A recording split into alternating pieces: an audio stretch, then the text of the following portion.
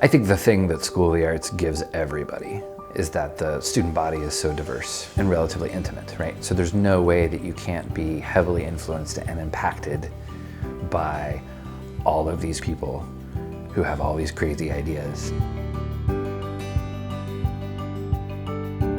I think one of the things that School of the Arts was really great about too was the interaction between the directing students within the School of Drama and the design and production students.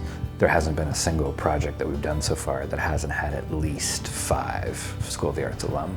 I was very interested in bringing professional theater to North Carolina and keeping very talented actors, designers, artists who are trained at the School of the Arts, keeping them in North Carolina.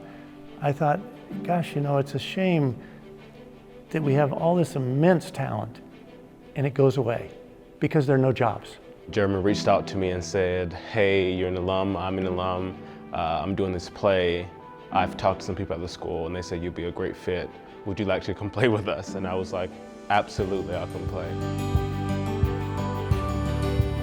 Our role as an economic engine we view in a number of different ways. You start seeing a lot of people from out of town coming in. They shop and they spend time in our community and they start knowing what Asheboro is. It definitely has, and I feel like will continue to impact the community financially. We have devoted literally 50-50 to education and doing professional performances. Circle it up, y'all, circle it up. So we're able to go in and play with these kids and teach them the craft and impact their lives. Some of these kids who've never seen a play before, who've never stood in front of a crowd before, who have a lot to say, they don't necessarily have the tools to bring that voice out. We've mostly been focusing on our body movements and how we can express the way we feel. There have been times where we've been able to tell stories without saying a single word to each other, and we can piece together the story perfectly. And it's really important to know all that if you really want to tell something big. So yeah, it's really, really fun. For me, it's about empathy building. No experience is necessary. If you've never stepped foot on a stage before in your life, that's actually in a lot of ways almost better. You know, we talk a lot about civic and social responsibility when it comes to your home and your school and your town. Giving them the power to ask questions and to just share their thoughts. You never really can understand a person until you walk around and consider things from their point of view. Asheboro recognizes that we have racial issues.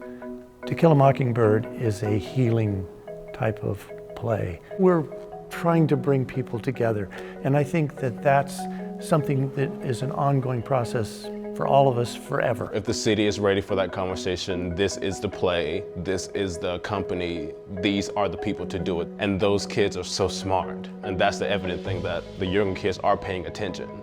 Asheboro is on the up and up if they allow these young people to affect change. The city of Asheboro has been incredibly supportive. The way the city responded so quickly, I just kept going like, this is not normal. This is not normal. But it's been great, and it's what has allowed us to take a lot of risks really quickly and implement a lot of programming really quickly. To be able to have that kind of creative person that's also a relationship builder is incredible.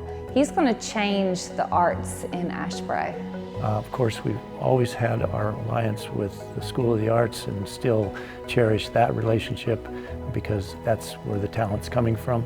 I think our goal is going to be to establish theater as a part of Asheboro, as a part of our culture, and use theater as a vehicle to bring people together, to bring in new ideas, but also to entertain.